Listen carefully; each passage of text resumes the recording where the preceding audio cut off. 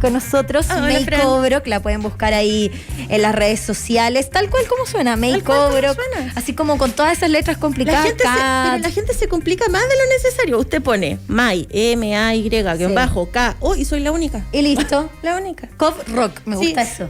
Rock, al final. Cov Rock, porque tú la rockeas. Y dejamos pendiente un tema, May.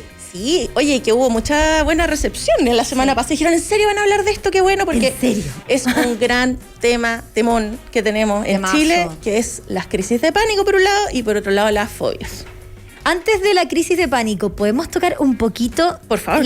No sé si se llama así, pero crisis de ansiedad, cuadros de ansiedad. Yo hoy día he tenido todo un tema personal en el que uno empieza a cuestionarse, ¿será normal lo que yo estoy viviendo? ¿Cuál es la delgada línea entre estoy desesperada a realmente esto ya es algo médico? Esto requiere consulta. Sí, ¿cómo puedo entenderlo?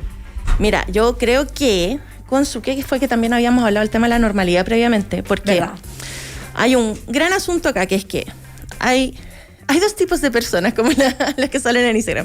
Hay dos tipos de personas. Es verdad. Las que se complican mucho pensando que lo que les pasa es patológico. Ajá. Y las que dicen, no, es que yo soy así. Es que siempre he sido así. Es que para mí esto es normal. Estoy acostumbrada. Me encanta esa frase. Sí. Y normalizan conductas que tienen arreglo. Ajá. Como en este caso son lo que vamos a hablar hoy día, las crisis de pánico, las crisis de ansiedad y la fobia. Ajá. Ahora, las crisis de pánico y las crisis de ansiedad no son exactamente iguales. Ya, ¿cuál es la diferencia? La crisis de pánico tiene una característica súper propia, que es tú de verdad sientes que te vas a morir. Ajá. No es que yo crea que estoy exagerando, yo de verdad creo que me estoy muriendo. Porque hay otras veces que uno quiere. Claro. Dice, quiero mandar toda la cresta. Claro, pero no, en la crisis de pánico uno no quiere. Es como que tú sientes una cosa en el pecho inexplicable. De hecho, muchas personas, su primera crisis de pánico la cursan de tal manera que terminan en el hospital, en la clínica, en una posta, y les ponen la famosa pastillita bajo la lengua, que es un relajante para caballo, un ansiolítico, y claro, llegan y le dicen, pensando que están con un ataque cardíaco, le hacen todos los exámenes y le dicen, señora, no, esto es una crisis de pánico. Claro. Entonces la gente además se siente súper tonta, porque es como, pucha, estoy bien a puro dar jugo, hay gente que está realmente complicada, yo aquí usando cupo de cama. Pero es que eso es lo que pasa con la normalidad. También hay un montón de factores. Yo ayer lo hablaba con una persona que me decía esto típico como de los fracasos. Cuando te dicen, volviste a la casa de tus papás, bueno, eso da igual el fracaso. Depende cómo cada uno lo vea, porque para otra persona puede ser un regocijo, puede ser algo maravilloso. Y también hay muchas cosas que tenemos normalizadas, en las que estos puntos en específico de la vida te hacen sentir así, por supuesto. Porque imagínate en el contexto de una pandemia, es como, ¿qué estoy haciendo aquí perdiendo el tiempo? Camas. Pero por supuesto que la salud mental de repente no se ve en un moretón, no se ve en algo físico, pero pucha que afecta. No, y el tema es que la gente llega, como te decía, de verdad pensando que están en eso. Ajá. O sea, pasa que cuando uno está mirando una crisis de pánico, no te está pasando a ti, me refiero, sino que estás acompañando a una persona, cuesta mucho poder contener porque es tan extrema la sensación física que tienen.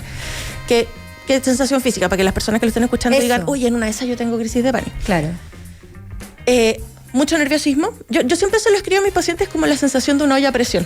En el sentido de que tú pones la olla, la pones al fuego, ya está cerrada y empieza a aumentar y empieza a sonar el pito y es como que esto va a explotar en cualquier momento. Ajá. Esa sensación internamente tiene uno cuando está con una crisis de pánico. Perfecto. La sensación que, como les decía, que te vas a morir, ya sea por ataque cardíaco o porque te vas a desvanecer, o es una sensación física tan extrema que tú sientes como que te estuvieras muriendo. Okay. La crisis de ansiedad, a diferencia, o de angustia, tiene la característica que es ansiedad. Uh-huh. Entonces me lleva mucho más hacia el llanto o el nerviosismo. La ansiedad es una energía que como que tiene mucha energía, pero no tiene lugar donde depositarla. Claro. Entonces una cosa que yo recomiendo mucho cuando hay crisis de este tipo es salir a caminar, moverse, ducharse, saltar. Y si no puedes hacer ninguna de esas, salta en donde estás. Párate y salta. ¿Qué es lo que decías tú la otra vez, por ejemplo, ducharse como para sentirse vivo, como para entender también los sentidos que están... Y para reestimular el cerebro con respecto a sensaciones y desenfocarme de eso que es la ansiedad. Ajá. Ambas tienen, por ejemplo, cosas parecidas. Ambas tienen la sensación de presión en el pecho, el llanto, un llanto que muchas veces es bastante desbordado. Con desbordado me refiero, no es que la persona esté haciendo show, no quiero que en ningún caso esto se entienda así, sino que yo no puedo controlarlo aunque quiera. Hay veces que uno dice, oye, ¿cómo voy a llorar acá? Pero no te da. Sí. Entonces como que simplemente sale y es un llanto muy profuso y bastante miedo, sobre todo en la crisis de pánico. Porque no entiendo lo que está ocurriendo. Claro, miedo de lo que puede pasar en mi entorno. Exacto, empieza una sensación como de descontrol de mí misma y o mí mismo o mí misma. Y siento que no sé, me puede pasar algo terrible porque no me puedo ni siquiera proteger. Entonces, ese es el momento en que siempre vayan al hospital, a la clínica, vayan. Porque siempre hay que descartar. Porque también puede ser que en verdad sí sea un ataque cardíaco. Sí, obvio. Y digamos, no, sea una crisis de pánico nomás, no se preocupe. Y por último va a haber alguien que te va a ayudar. Ahí y de ahí te van a derivar probablemente. Sí. Entonces, esta es la parte que me gusta de esta historia. ¿Cómo se generan las crisis de pánico? Y esto es algo que lamentablemente yo me pillo con pocos profesionales que lo toman como algo que se puede resolver. Muchas veces el acercamiento que yo escucho de otros colegas y otros profesionales de la salud con respecto a las crisis de pánico es que como que tú vas a vivir toda tu vida con ellas. Claro. Y claro, hay una cosa que sí tiene cierta verdad, que es tu cuerpo encontró esa manera para liberar su exceso de estrés, para liberar su exceso de ansiedad. Pero eso no quiere decir que toda la vida se van a estar dando crisis de pánico cada 3 minutos. Si es que se toma las riendas del asunto. Exacto. O sea, uno puede controlar. Y también uno puede, no en todos los casos, pero en muchos casos también se puede hacer un manejo en el cual eventualmente ya no se necesita medicamento. Perfecto. Entonces, cuando uno le dan ¿cómo se llama? Un diagnóstico de crisis de pánico, no te están dando una sentencia de muerte, como muchas veces lo hacen parecer. ¿Qué hay que entender importante en la crisis de pánico? Lo que yo he podido ver y lo que se describe también en la clínica es que la crisis de pánico tiene que ver con personalidades muy perfeccionistas. A una persona súper relajada, súper hippie, digamos, que nada le importa y que entonces se le cae todo y da lo mismo y llega tarde y da lo mismo y no se complica, a esa gente no le dan crisis de pánico. Claro. ¿A qué le da la crisis de pánico? Es que yo quiero lograr hacer lo que no estoy pudiendo hacer. Sí. Y por eso esta cosa de la olla a presión aumenta, la presión que sería como el fuego, aumenta. Y claro, yo voy a buscar mecanismos para tratar de bajar la presión interna porque si no esto va a explotar. Claro. Y la crisis de pánico es ese momento en que tú levantas el pituto y sale un poco de gas. Y ya nada más que hacer en el fondo. Claro, esa persona... pero el real problema es el fuego. Hasta que no apaguemos el fuego no vamos a saber qué es lo que le está generando esto a la olla. Entonces, ¿cómo hacer para controlar ese fuego? Hay que meterse ¿Cómo hacerlo antes de que se prenda quizás esta olla a presión? Mira, ¿cómo hacerlo cuando uno dice, voy para allá, de repente tengo ciertos síntomas, ciertas inquietudes emocionales que yo creo que podrían llegar a ser en algún momento una crisis de pánico o de ansiedad, pero todavía no es para eso. Tanto, no es para llegar a la clínica. Claro, en el fondo... Me podría poner a llorar por cualquier cosa, pero todavía lo puedo controlar. Claro. Pero quizás mañana no. Claro. ¿Cómo lo hago? Es que lo que tú estás diciendo es el momento de decir, es que tengo que hacerme cargo de esto. Ya, perfecto. ¿Por qué? Porque, insisto, no es que haya gente que es así. Esto se puede resolver. Lo que pasa es que yo he optado, no de forma consciente claramente, pero mi sistema ha optado por esta manera. Porque podría ser esta manera o podría ser que un día de puro estrés me subiera la presión y se me reventara algo, ¿cachai? Sí. Entonces... yo prefiero esta, dentro de todo, porque es la manera más sana que encontró el sistema. Hay que entender eso con los síntomas. El cuerpo no te quiere cagar. Claro. Trata de buscar la manera más óptima de poder bajar la presión del sistema sin hacerle daño al sistema al mismo tiempo. Y si para eso te tiene que pegar un freno de mano extremo, sí, como es una crisis de pánico, lo va a hacer, porque al final del día es para protegerte. Entonces, la crisis de pánico es bendita crisis de pánico, porque nos está protegiendo de cosas más terribles que le podrían pasar al sistema y nos está mostrando y llevando la atención hacia, oye, hay algo que estoy manejando de una manera que me genera tanta presión que me estoy desbordando y me estoy matando con esto. Claro, entonces, y hay que empezar a indagar. A picar, hay que entrar a picar porque puede ser más de una cosa, me imagino. Y mira, normalmente tiene que ver con situaciones que yo siento que quiero controlar pero son incontrolables. Claro. Te cuento así muy cortito el caso de una paciente que fue bien icónica. No me acuerdo si se los conté alguna vez, creo que no. Nos has contado nombre y apellido. Cero ética. Mira, vive ahí en Gran Avenida y Pobrecitas, no cuentes nada mío. No vive ahí. Por favor, sin nombre esta vez. Claramente. No, en todo caso tengo la venia de ella, porque el caso de ella para mí fue muy bonito y muy icónico dentro de lo que es el trabajo de una crisis de pánico. Ella, cuando llegó conmigo, le daban 3 veces a la semana crisis de pánico. Okay. Ya había llegado a un punto que no se podía salir de su casa, porque de repente estaba o trabajando, algo más estresante, o en la esquina comprando pan, claro. Y le venía la crisis de pánico y estaba chata ya de ir a la posta. ¿Cómo se le manifestaba? Así como para entenderlo a alguien que está más a ella le ajeno. empezaba a dar una sensación en las manos, como que no las podía cerrar, ya. Como que se le empezaban a tensar las manos. Claro. Sudoración, eso es un rasgo que se repite en muchas personas. Palpitaciones muy fuertes, así como el corazón en la boca, como dice la gente. Mareo. Una sensación similar, por ejemplo, como lo que le pasa a las personas diabéticas cuando se descompensan. Perfecto. Los sonidos como lejanos, te molestan las luces, te cuesta pensar, te cuesta como procesar. Entonces, claro, ante una situación así, tú, por ejemplo, estás ahí en la calle y te sientes súper vulnerable. Entonces, también sentirte vulnerable tampoco ayuda a que este cuadro baje. No, claro. Entonces, claro, tuvo la suerte que siempre, las veces que le tocó en la calle, hubo gente que la conocía, buena onda, que la asistió y la adherió. Sí. Mal. No, sí, sabes que hay más gente buena que mala en el mundo. Sí, yo confío siempre en eso. La cosa es que, claro, ella llegó y empezamos a trabajar, y ella era una persona que tenía muchos temas de su historia infantil. Perfecto.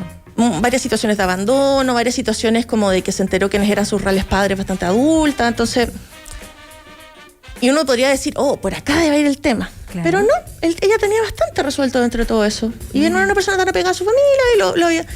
El tema realmente era que ella guardaba un secreto súper importante. Y solo una persona sabía ese secreto, además de mí después. Y el secreto era ese. Y el secreto es... y el que no salga de acá. Claro. No, de aquí. Va a salir, te lo aseguro. Es que son muy hocicones los adultos. Además, de repente, cuando a ti te dicen como hay un secreto, esto mismo, uno se imagina tantas cosas, porque da para tanto. Y al final... No, imagínense una más o menos heavy, para que le diera crisis de pánico. Claro, claro. Bueno, ella guardaba un secreto que era súper importante. Y el tema fue que por ese motivo ella vivió situaciones en donde otras personas habían muerto y se empezó a preguntar qué pasaba si ella moría, y era la única persona que sabía este secreto y se lo llevaba. Complicado el dilema. ¿Sí? Y esa era su crisis de pánico. Claro, no lo que venía para atrás. Claro. Era algo bastante más actual. Claro, había pasado hace un par de años, pero igualmente ella ya era adulta cuando esto había ocurrido. Sí. Entonces, si usted empezó con crisis de pánico, tiene que hacerse esa pregunta. ¿Qué es eso que quiero controlar o que estoy guardando o que haya dentro de la olla a presión, básicamente? Ajá. Que intenta salir. ¿Por qué? Porque todo lo que intenta salir de mí es porque quiere resolverse. Tal cual. Sí. Y no existen los secretos. Los seres humanos, como bien decía don Freud, cada poro te traiciona. Es verdad. Cuando tú guardas un secreto que te complica, no estamos hablando de una tontera, sale por la única manera de que alguien no diga un secreto es que no lo sepa, básicamente, porque de alguna manera lo va a manifestar. Se nota. Ya sea diciéndolo o ya sea exteriorizándolo con una somatización como en el caso de ella. Ella lo tenía súper guardado y era algo que la torturaba, ¿cachai? Entonces, y que obviamente involucraba a más gente y era un tema complejo, entonces... ¿Y lo solucionó? Ya, eso es bueno. Y nunca más le dieron... Del momento que dijimos, ¿y no será que quizás las crisis de pánico te dan porque nunca más le dieron? Hasta el día de hoy, y yo ya la vi hace unos 10 años, la última. Y lo externalizó. Y nunca más, hasta el día de hoy, porque seguimos hablando, nunca más le volvieron a una crisis de pánico. No, o sea, mejor noticia imposible saber que se puede solucionar. Porque yo lo cuento así, no porque yo haga milagro ni mucho menos, sino que porque me gustaría saber que las personas buscan, porque lo pasan muy mal la gente con crisis de pánico. Por supuesto, sí. Entonces, la crisis de ansiedad en ese sentido es bastante más suave, entre comillas. Uno lo pasa mal igual, pero es bastante más suave. Ajá. No es esa sensación de que sientes que te vas a morir. No sientes que te vas a morir, solo sientes esta como recarga energética que no sabes dónde poner. Entonces, por eso yo el primer consejo que les doy es como en el momento mismo que te está pasando, muévete. Porque uno tiende a quedarse quieta. Sí, para solucionar.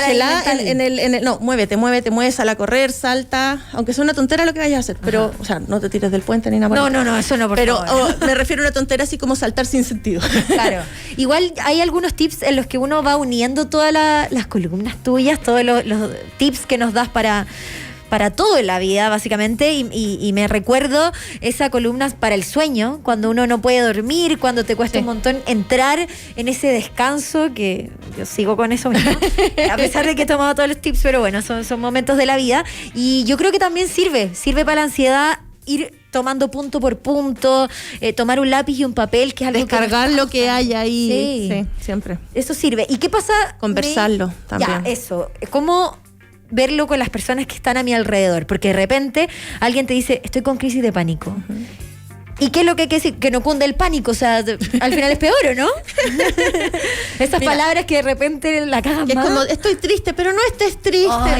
Mágicamente se te va. Estoy estresadísima. Ya, pero tranquila. Y eso te estresa, pero ya, o sea, sal de acá, no te aparezcas por mi vista. Escucha, somos bien malitos en general para contener. No nos enseñan mucho tampoco a contener a las personas. Y contener no implica dar consejos fáciles, rápidos. Porque eso probablemente tiene más que ver con mi ansiedad frente a lo que a ti te está pasando que mi real interés de ayudarte. Entonces, no quiere decir que uno no quiera ayudar a la persona, pero no es la manera que ayuda.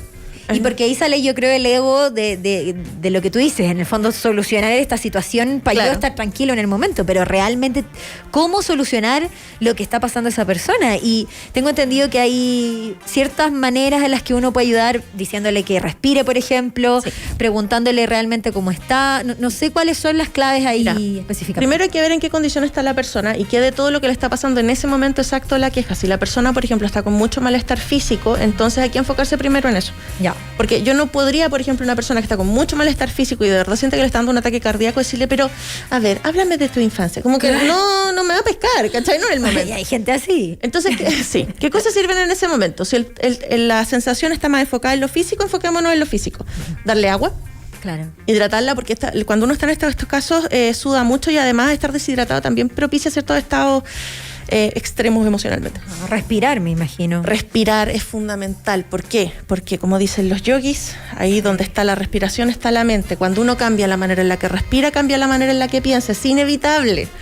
Entonces, si yo respiro rápido, me hiperventilo y pienso pensamientos de nervios, por ponerlo fácil. Si respiro lento, aunque me cueste, hago el esfuerzo. Por eso esta cosa como de respirar en la bolsa es por eso. Sí. Porque lo que está generando ahí es que la gente empieza como a respirar su propio dióxido y el cuerpo, al empezar como a ahogarse un poco, empieza a bajar las revoluciones porque dice, oye, no tenemos combustible para estar con una crisis ahora, así que vamos a bajar esta cuestión. Esto una técnica ahí. Exacto. Entonces, por eso el tema, y esto se usa mucho en los aviones, no sé si todavía, pero en su época. Sí. En mi época también. O sea, imagínate, a mí me ha tocado tener que atender personas con crisis de pánico en vuelo. Una vez fue muy divertido, me dieron un diploma. ¿De verdad? Como eso de los niños en el primer viaje. Me dieron un diploma en agradecimiento por asistencia en vuelo y todo eso. Qué tierna, y lo tenía ahí marcado. Sí lo tengo en la casa, nos tocó una turbulencia de Santiago, llegué a Punta Arenas. Ya. Como saliendo de Puerto Montt nos tocó, y claro, una chica que venía de hacerse un procedimiento acá en Santiago. Chota. Se le empezó a ir la anestesia a mitad, empezó con dolores, se le movilizó todo un tema y empiezan a llamar, ¿hay algún médico a bordo? Nadie. ¿Hay algún enfermera a bordo? Nadie. Después pide algún quiropráctico, así, paramédico, alguien de repente pasa una enfermera, una asistente. Y digo, yo soy psicóloga, no sé si les sirve. Ya, sí, me agarra un ala y me tira para primera y me empieza a decir, ya, mira, o sea, para la primera línea. Y me sienta al lado de la niña y estuvimos conversando y todo hasta que se le pasó, pero se quería bajar del avión y abrir la puerta, o sea. Y no se puede. No, pues, no se puede. Ya, tengo hartas cosas aquí anotadas, May. Ya, ¿cómo ayudar? Empezar a escuchar a la persona, preguntarle qué siente. ¿Desde dónde está en ese momento? Si está desde lo físico, conténgala desde lo físico. Por ejemplo, tomarle las manos, hacerles masajitos en la espalda, hacerle cariño en la cabeza, masaje en los pies, llevarla hacia un físico amable. Perfecto. Si está muy desde lo mental, conversar. Ajá. Ya, pero ¿qué te sientes? ¿Qué te pasa? ¿Qué te problema? ¿Qué pasa si alguien me dice, es que me quiero morir o me quiero matar? Ya, ahí tiene que hacer la diferencia. Es que me quiero morir y me quiero matar, son cosas súper distintas. Súper, sí. Diferenciámoslo. Ya, me quiero morir tengo la sensación de que parece que me quiero morir. Ajá. La mayoría de las veces. Y ahí uno le dice, pero ¿realmente te quieres morir o sientes como que te vas a morir? ¿O estás cansado de cómo estás viviendo? No, en verdad y la mayoría de las veces, 99, es cansado de cómo estoy viviendo. O cansado de lo que me está pasando. Pero no es que en verdad me quiera matar. Ya. Si me dicen me quiero matar, ahí ya estamos hablando de una situación en otro calibre y ahí eso ya es como para internación.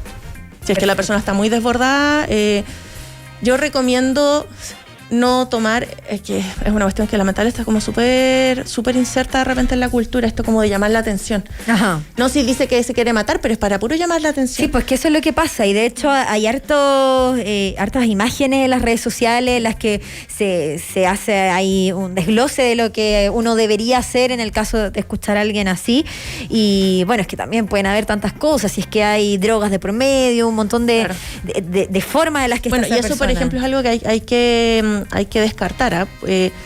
Hay varias sustancias que propician crisis de pánico, como por ejemplo la marihuana. La gente cree que la marihuana es súper inocua, sí, pues, oye, pero no a todas las personas les agarra igual, y la incidencia, ustedes si quieren no me creen, búsquelo, la cantidad de personas que empiezan a presentar crisis de pánico después de empezar a fumar marihuana es súper alta. Mira. O, bueno, pasa con otras drogas, otro tipo de cosas, pero la marihuana pasa mucho en la crisis de pánico. Entonces que hay como una romantización de la marihuana. Sí, que el lenguaje coloquial es como que quedó atrapado. Sí. Entonces, Así es como que, claro, vaya a quedar atrapado. y claro, quizás no es una gran crisis de pánico, pero estamos comenzando. Entonces, Y en el fondo, si está ya con problemas sin droga y sin marihuana, eso lo exacerba. claro, porque pasa unas cosas con todas las drogas, legales, no legales, alcohol. Alcohol también, por supuesto. La droga no te inventa cosas, la droga saca lo que ya tienes adentro. Entonces, si cuando tú tomas te pones violento, porque ya estás violento. Claro, ya Solo que lo filtras. Entonces cual. la droga saca el filtro y aparece el resto. Sí, por eso hay que fijarse también en el estado en el que está la persona. Y ese es el tema. Por ejemplo, con la marihuana en particular, mucha gente usa la marihuana para evadirse de lo que le pasa. Claro. Entonces, la marihuana que hace, saca el filtro y aparece lo que yo estoy tratando de evadir. O sea, al final, como que no es buen negocio lo que estás haciendo. Si es que tú estás mal en tu día a día, pues No, puede hacer que anda a sea peor. terapias mejor, Ya. en vez de andar volado. Claro, y también son unas lucas que se gastan. Claro, que... y después si quieres andar volado, pero anda volado pasándolo bien, ¿cachai? Anda No volado pa- bonito. No para, exacto, no para evitar cosas, como la diferencia entre ponerse a tomar porque vas a celebrar algo porque estás muy feliz con tu familia y tus amigos, Claro. a ponerse a llorar las penas con una botella, ¿cachai? Tal cual, no, sí, eso por supuesto el tema de las drogas da Ahí tenemos para pa' 2 todo días. otro programa. ¿Cuáles son las palabras que no hay que decirle a alguien que está viviendo una crisis de ansiedad, Mi de favorita, pánico? pero tienes tantas cosas bonitas en tu vida, piensa en eso. Claramente en ese momento la persona no está pudiendo pensar en eso, así que no sacamos nada contra la colación. Tal ¿cachai? cual, Porque lo que terminamos generando es que la persona, además de lo mal que ella se siente, ahora se sienta miserable por ser mal agradecido con la vida que tiene. Es verdad, pues, claro, uno no piensa en lo negativo, pero piensa en tus hijos, y a lo mejor para esa persona, en Claro. ese momento, los hijos son puro atados. Por ejemplo. Entonces uno nunca sabe como desde la perspectiva en que lo están mirando. Mira, yo lo que le recomiendo a la gente, pregunte en qué te puede ayudar, qué Ajá. necesita. Y la persona lo más probable es que como está descompensada te diga no sé, un par de veces. Y tú mantente ahí. ¿Cómo te puedo ayudar? Te traigo agua, ¿quieres esto? ¿Te quieres recostar? Tratar de llevarlo a un espacio cómodo y de confianza. Compañía. Eso va a ayudar a que la crisis baje un poco. Si no baja, hay que ir al servicio. ¿Y qué pasa con la gente que ya tú lograste controlar esta situación? No es en este caso tú que eres un tercero, no vives con esta persona. No estás todo el día, pongámosle que es tu compañero de trabajo, una Claro. pareja con la que no vives o un familiar. ¿Qué pasa en el momento en que te tienes que ir y esa persona ya se arraigó a tu brazo? ¿Cómo soltarlo sin que sea un daño para esta persona que ya está dañada? Bueno, es importante ahí buscar las redes. Si yo no vivo con la persona y una persona está en plena crisis y por a veces motivo tengo que irme por fuerza mayor y no lo logro mover, etcétera, poniendo todo en el caso. Lo importante es, ya, no sé, ¿con quién vives? ¿A quién podemos llamar? ¿A quién le entrego a esta persona de manera segura? Claro. Porque efectivamente no es bueno que esa persona se quede sola por un rato, porque primero no le va a pasar nada más, y esto es súper importante, ¿eh? Cuando te da una crisis de pánico, lo peor que te puede pasar es que te desmayes. Ah, eso es lo que tú decías la otra vez, no va a pasar del piso. Y del piso no pasa. ya. Así que pero eso es lo que uno sabe de afuera, Claro. ¿cachai? Pero la vivencia que tiene la persona es de que se está muriendo. Entonces también hay que respetarles que se están sintiendo así. Sí. Pero también guardar la calma de que es muy difícil que una persona, por ejemplo, desde una crisis de pánico intente suicidarse. Ajá. No se da mucho ese cuadro. Ya, Sí, eso es desde una importante. crisis de angustia, por ejemplo, porque es al revés. Por ejemplo, una depresión puede tener dentro de eso una crisis de ansiedad o de angustia y que dentro de eso aparezca alguna ideación suicida, ¿cachai? No es menor porque en el fondo uno le toma más peso a la crisis de pánico porque Claro. en general es como más exacerbada. Porque es más histriónica, Sí, por ponerlo de eso, alguna manera. se nota más Claro. al fin y al cabo físicamente que la crisis de ansiedad en la que uno se puede encerrar llorando, por Claro. ejemplo, pero esa sí te puede llevar a una decisión más sí, drástica. claro, una vez no creo, pero si es algo que sigue pasando y sigue pasando ahí, también uno como entorno uno tiene que decir, oye, claro, amiga, amigo, hija, hijo. ¿Cómo uno puede saber? Y te dejo para que vayas con tus pacientes, porque yo sé que tenés ahí el tiempo acotadísimo. ¿Cómo uno puede saber, o si es que sospechas, empezar a adentrarte en tu entorno que quizás esté viviendo algo así? Porque de repente uno ve gente que dice, no, ella está estupendo, este gallo está fenomenal. Acá no pasa nada. Claro, porque sobre todo la gente que vive sola, claro, está muy ensimismada, y lo que decís tú, claro, no va a pasar del piso, pero de repente uno tiene estos temores, viste, que ahí me sale el OSOA, que está en la ducha, ya, pongámosle que le dimos el consejo de que vaya a la ducha, y si, no sé, se resbaló, todas esas cosas que uno se pone con la puerta abierta. Claro. O sea, por ejemplo, pendiente de todos los detalles.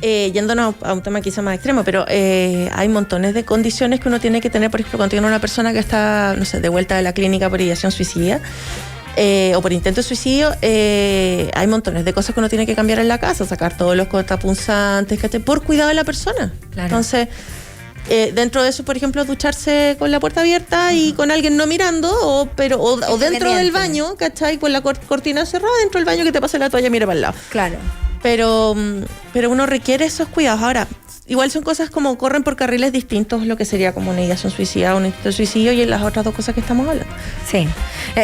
Lo que nosotros queríamos tocar hoy día era más puntual de las crisis de ansiedad y las crisis de pánico, pero... Y las fobias que no hemos hablado. Las fobias yo creo que va a quedar pendiente. Creo que vamos a tener que dejarlo pendiente. Porque es todo un tema, todo ahí, una columna. Pero, ¿por qué las quise poner juntas? Porque favor, tienen la siguiente característica que dijimos al principio. La gente tiende a pensar que nunca va a poder resolverlas y viven con mucha vergüenza. Verdad.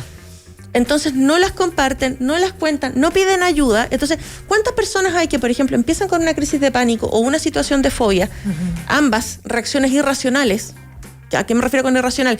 Que por mucho que tú le digas, no, pero si no pasa nada, si el perrito no hace nada, si no te vaya a morir, no te preocupes, respira profundo, la persona tiene una sensación física que es tan potente que no puede controlarla, que lo pasa mal. Entonces, ¿cuántas personas hay que entran en una situación así? No, es que me tengo que ir, y se van. Y su entorno nunca se enteró que les estaba pasando esto. Tal cual. Y en general cuando son fobias más extrañas, porque de repente hay gente que te dice, no, es que yo le tengo fobia a las arañas, como que eso uno lo escucha siempre, y de repente no es tan fobia, de repente es como también te da miedo. Te da mucho miedo. Cuando hablamos de fobia, hablamos de un miedo paralizante e irracional. Ajá. O sea, aunque yo sepa, por ejemplo, que esto de acá es un cable y no es una serpiente, yo llego a pensar que es una serpiente y yo no me voy a poder acercar ni a la puerta, quizá ni siquiera al edificio. Claro. No puedes ni hablar, quizá. Exacto, la gente se tiende a paralizar. Ajá. Antiguamente se hablaba de que habían dos respuestas, que era el fight or flight, que era pelear o huir. Perfecto. Hoy día se hablan de 4, porque se sabe que ante situaciones traumáticas las personas además generan otros 2 tipos de respuesta, que son el congelarse, ajá, o el evadir y hacer o el como desconectarse, como que físicamente estoy acá y no pasa nada, pero por dentro me fui a Narnia. Claro. Entonces, en las fobias se encuentra mucho esto del congelarse. Yo quedo inhabilitado para poder reaccionar. Y es súper frustrante a la persona que le pasa, porque tú muchas veces dices, pucha, yo soy una persona inteligente, con habilidades, sociable, tengo amigos acá, y pasa esta cuestión y no puedo hacer nada. Y en general esta fobia, bueno, ya que entramos en el tema, igual lo podemos ahondar después, pero en general esta fobia viene por algún hecho puntual en tu vida. Normalmente, pero no siempre, normalmente las fobias responden a un hecho traumático. Ya. En donde ¿Qué tiene que ver con eso? ¿Qué tiene que ver con, ponte tú, las arañas o con algo así? ¿O no necesariamente? No necesariamente, ya. Muchas veces sí. A veces es súper fácil, así como no, lo que pasa es que, por ejemplo, yo de chico una vez me mordió un perro, claro, y de ahí o vi cómo mordían, porque a veces uno no directamente sufrió la agresión, pero vio una situación, o vio en una película. Yo tenía una compañera en la universidad que ella le tenía fobia a los payasos, a tal nivel que ella empezó por haber visto It cuando era muy chica. Sí. Era la menor, varios hermanos hombres, mayores, ella era la única mujer. Pobre. Entonces le hacían ver películas de terror escondidas que no le dijera a los papás. Y nada, cuento corto, ella tenía una fobia tan terrible que le empezó a modificar sus horarios de sueño, y hasta adulta ella dormía de día y estaba despierta de noche. Oh, qué heavy. Producto de la fobia. Ella se trató y todo el tema, pero era muy profunda. Claro, por el miedo de que te aparezca un payaso debajo de la cama, claro. Porque era lo que pasaba en las películas que veía ella. Claro. Aparte de esa, ¿cuál es la fobia más rara que conoces?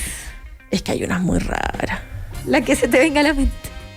Oye, a ver, es que de verdad hay algunas tan Porque raras. Uno obviamente piensa en la de la araña, en no sé, cosas como más hay una ligada a los fobia animales, que, quizás. mira, no es tan poco frecuente, Ya. pero es extraña, y que es la fobia a los objetos geométricos. Por ejemplo, patrones muy llenos de puntitos circulares. Ajá. Que genera, a mucha gente le genera una sensación como de, así como que te caminaran bichos por el cuerpo. ¿Cómo se llama esa? Tiene un nombre súper complicado, pero sí. Sí, yo he puesto cosas en Instagram y me dicen, no, me generaste. A ver, fobia a los... Gracias a la me sale modernidad. aquí. Esa. Tripofobia. Tripo. Esa. Si estaba pensando trico, pero la tricomanía o la tripofobia es con los pelos. Pero también hay una fobia a los pelos. Ah, también. Sí, gente que necesita estar absolutamente rapada sin sacarse hasta las cejas, las pestañas, todo. Oye, May, ¿y ahí no se juntan otras cosas? Ponte tú, no sé, alguien que sea Asperger, ¿le genera más ansiedad ese tipo de cosas? Claro, pero ellos tendrían, ahí ya no estaríamos hablando de una fobia, ahí estaríamos hablando de una aversión. La aversión es un poquito menos intensa que la fobia. Es un no me gusta nada, Ya. pero no me genera esta cosa de un terror, porque esa es la palabra, es terror. Claro. Terror irracional, en el cual da lo mismo yo todos los estudios de Harvard que tenga, quedo congelado ante esa situación. Aunque me expliquen, por ejemplo, que el perro es de yeso. Yo le tengo fobia a los perros y el perro no lo puedo Es ver. algo que no se entiende. Que, mira, yo conozco, por ejemplo, personas que tienen herpetofobia, que es la fobia a las serpientes, que es una bastante frecuente, que no pueden ni siquiera, por ejemplo, si en un libro sale una imagen de una serpiente, no lo pueden tomar. Qué heavy. Claro, casi que lo sienten, es algo Claro. mental, sí. Entonces, por lo mismo, cuando uno empieza a trabajar con la fobia, parte de menos a más. Ajá. La semana pasada ustedes me preguntaban fuera del aire que claro, que había gente que hacía así como, le tiene miedo a los perros, tirémosle el perro. No, sí, por pues eso favor, pasa harto. nunca en la vida hagan eso. Si ustedes quieren que las fobias se cristalicen en esa persona y nunca más se la pueda sacar, hagan eso. Y que pasa en cosas menores. O sea, Sí. cuando te dicen, no me gusta tal comida, ay, pero Gente súper poco ¿qué? respetuosa, súper poco Es respetuosa. verdad. Y yo creo que podemos generalizar todo lo que tiene que ver con esta columna con eso, con el respeto. Sí. Finalmente, uno no sabe lo que está viviendo la otra persona y la gravedad de lo que implica. Y cuando uno de repente dice, ¿sabes qué? Quiero llorar, estoy angustiadísimo, que tiene que ver con el principio de la columna, con todo este tipo de crisis, uno no sabe el nivel de lo que puede llegar a ser. Y por Uno no supuesto, tiene idea. el Sí. llamado siempre es a buscar ayuda, es a consultarlo con las personas de confianza y por supuesto con tu psicólogo o buscar algún psicólogo. Porque tiene O solución psiquiatra, claro. y pueden vivir una vida bastante más relajada y feliz y sin estos sobresaltos. Sí. Porque la sensación de que yo no puedo confiar en mis propias reacciones es súper heavy. Ajá. No, es como uno pierde la confianza en uno mismo al final. Claro. Entonces, Escapa a tus manos. también cuando tu entorno no te permite siquiera tener una expresión emocional con respecto a eso, pensando incluso a veces que lo están haciendo de lujo, Claro. lo único que están haciendo es hacerte sentir más inadecuada, más mal, y te vas más hacia adentro y más lo escondes y menos la gente va a tratárselo. Claro, y puede ser más profundo. Exacto. Dejemos pendiente lo de las fobias, Ya, dejemos pues, pendiente dejemos. también ahí cómo poder llevar este tipo de temas con personas que son Asperger quizás, u otro tipo de condiciones. ¿Condiciones se le llaman? Condiciones, perfecto. Muchas gracias. May. Muchas gracias. Estuvo Chao. buenísima la columna de la May. 5 de la tarde con 39 minutos. Nosotros vamos y ya volvemos aquí en El Esclave. A las 8